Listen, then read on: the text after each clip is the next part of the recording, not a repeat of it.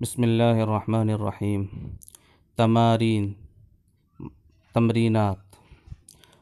التمرین الاول، اجب عن الاسئلة الآتیہ، حسب ذیل سوالوں کے جواب دیجیے۔ السؤال الاول، این کتاب محمد، محمد کی کتاب کہاں ہے؟ هو علی المکتب ہناک، وہ وہاں میز پر پڑی ہے۔ السؤال الثانی، این کتاب عمار، عمار کی کتاب کہاں ہے؟ هو علی مکتب المدرس، وہ استاد کی میز پر ہے۔ السؤال الثالث، این حقیبۃ المدرس، مدرس کا بیگ کہاں ہے؟ ہی تحت المکتب، وہ میز کے نیچے ہے۔ ان تینوں سوال کو جواب کے ساتھ مکمل شکل میں اور اعراب و ترجمے کے ساتھ اپنی کاپی میں لکھنا ہے۔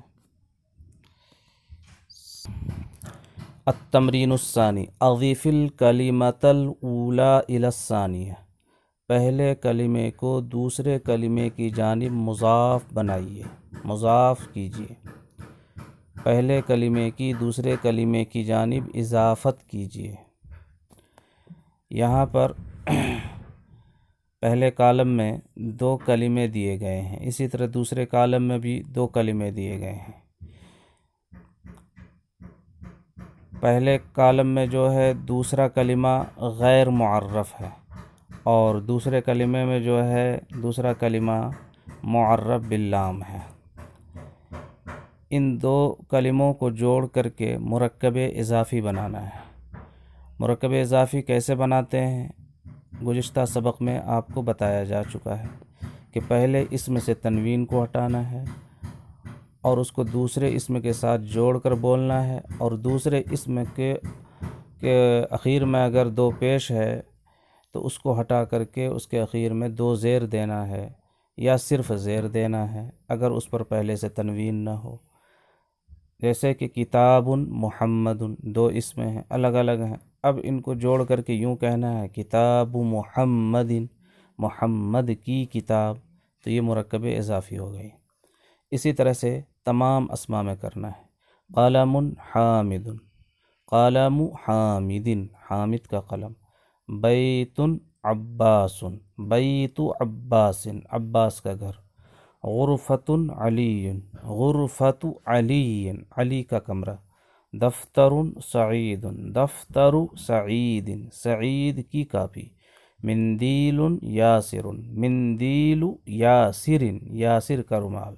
قمیص عمار، قمیص عمار، عمار کا کرتا۔ سریر خالد، سریر خالد، خالد کی چارپائی۔ مکتب المدرس، مکتب المدرس، استاذ کی میز۔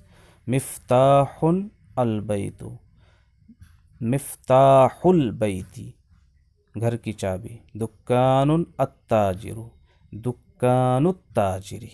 بیت المہندس، بیت المہندس، انجینئر کا گھر۔